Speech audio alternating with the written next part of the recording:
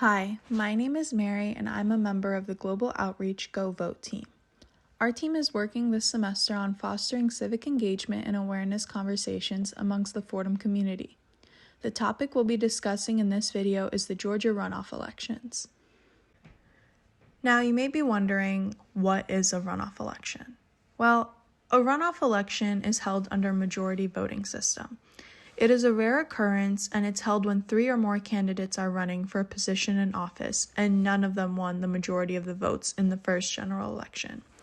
The top 2 candidates who received the higher number of votes compete against each other in the second election, which is the runoff election. Runoffs are important because they ultimately decide who will be in power. What is happening in Georgia with the runoff elections?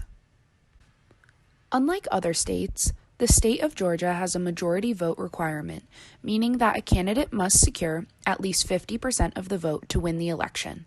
This year, the state held 2 Senate races. The first race was between David Perdue and Jon Ossoff. Although the race was close, neither candidate reached the 50% mark.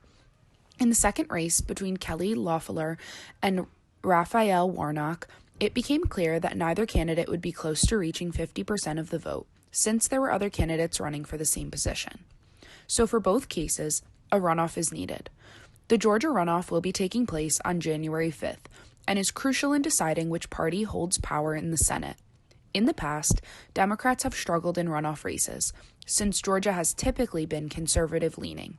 However, with a progressive rise in Georgia, it will be interesting to see who shows up to vote from each party. Let's take a look at the racist history of runoff elections. For example, let's say there are candidates A, B, and C running for the same office, and C gets 40% of the votes, B gets 35% of the votes, and then C gets 25% of the votes. In a normal situation, candidate C would be elected. They got the plurality of the votes, got more votes than any of the other 2 candidates. But in Georgia, what would end up happening is candidates B and C, the top 2 contenders, are going to now enter into a runoff election. And so whoever gets the majority, right, over 50% of the votes is going to win. Now, you might just assume, well, wouldn't candidate C, just automatically get over 50% of the votes? They already got the plurality, right? They got 40% when it was between 3 people. Why wouldn't they get over 50% when it's between 2 people? But see, this is exactly why the law was designed as such. Because let's say candidates A and B were 2 white people, and let's say candidate C was an African American person, and let's just say that 40% of Georgia's population was African American during that time, and they all ended up voting for candidate C, and let's say 60% of the population was white, right? And they all ended up voting for A and B. In a runoff election with B and C together, and you take out A, so it's just between B and C, 1 white candidate, 1 African American candidate, then if all the white people gather around together and vote for candidate B, that means candidate B would end up winning the election. This was exactly what this law was designed to do back in the 1960s. And we are still doing it? Yes. Yes, we are. There are 2 runoff races that will be happening on January 5th, since no candidates received the 50% voting threshold. The first race is between Republican Senator Kelly Loeffler and Democrat Senate candidate Raphael Warnock. The second race is between Republican Senator David Perdue and Democrat Senate candidate Jon Ossoff. In order to make an informed decision on who to support, it is always important to know the stance of each candidate. Loeffler understands the need for accessible and affordable healthcare and plans to lower prescription drug prices if elected. She is also pro-life and plans on creating initiatives that support this belief. As a businesswoman, Loeffler is passionate about increasing business initiatives in Georgia by enacting pro-growth policies. On the other hand, Warnock advocates for affordable healthcare and Medicaid expansion to support rural and urban hospitals. He would also initiate criminal justice reform and end mass incarceration in the United States. Warnock is passionate about environmental justice and has directly seen the climate change impact in Georgia. If elected, he plans on rejoining the Paris Climate Accords and commits to transitioning to clean energy by 2050. In terms of the other race, Perdue argues for the reviving of the economy by cutting taxes on small businesses. He also plans on financially supporting law enforcement as he believes the police are necessary for criminal justice reform. Lastly, he hopes to lower COVID rates within the United States by being a proponent of the CARES Act, which prioritizes billions of dollars for Georgia's hospitals and healthcare workers. The Democrat nominee, Ossoff, hopes to help the economy by reducing taxes for all but the wealthiest Americans.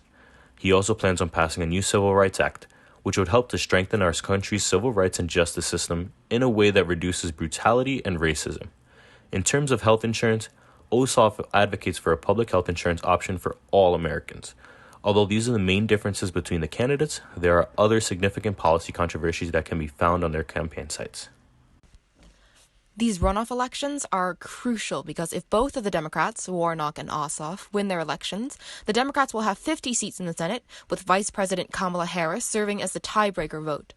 Thus, with Democrats in power in both the executive and legislative branches, Biden will be able to implement more of his agenda with a united Democratic government, although the conservative majority in the Supreme Court and the slimness of the Democratic margin in the Senate could mean that many of the relatively progressive policies he advocated for during the election may not see the light of day. Warnock is also a senior preacher at Ebenezer Baptist Church, the same church where Martin Luther King Jr. was a co-pastor with his father, and Ossoff is a young Jewish man, which speaks to the increasing importance of diversity in the Democratic Party and how voters in marginalized groups want to see people who look like them in power. Perdue and Loeffler, their Republican opponents, are arguing that electing them is the only way to mitigate the devastating effects that a Biden administration would have on the country, yet they also wrote a letter on November 9th requesting that the Georgia Secretary of State resign over, quote-unquote, failures in Georgia elections, end quote, without providing significant evidence for their claims. They continue to ride the line between appealing to Trump's significant base in Georgia and pulling in more traditional Republicans who didn't vote for Trump in the general election. On the other side, nonpartisan get-out-the-vote operations have been operating for years in Georgia, although they did mostly result in an increase in Democratic turnout, and their efforts to register voters resulted in Georgia flipping in the presidential election. These runoffs will be a referendum on the state of Trumpism in the wake of his presidential defeat, and a testament to the power of grassroots organizing if Georgia flips again. What can you do in preparation for the Georgia runoff election? Ask around your friends and family members from Georgia to make sure that they have a plan to vote or are requesting an absentee ballot. The runoff election is January 5th, 2021, and voters must be registered by December 7th.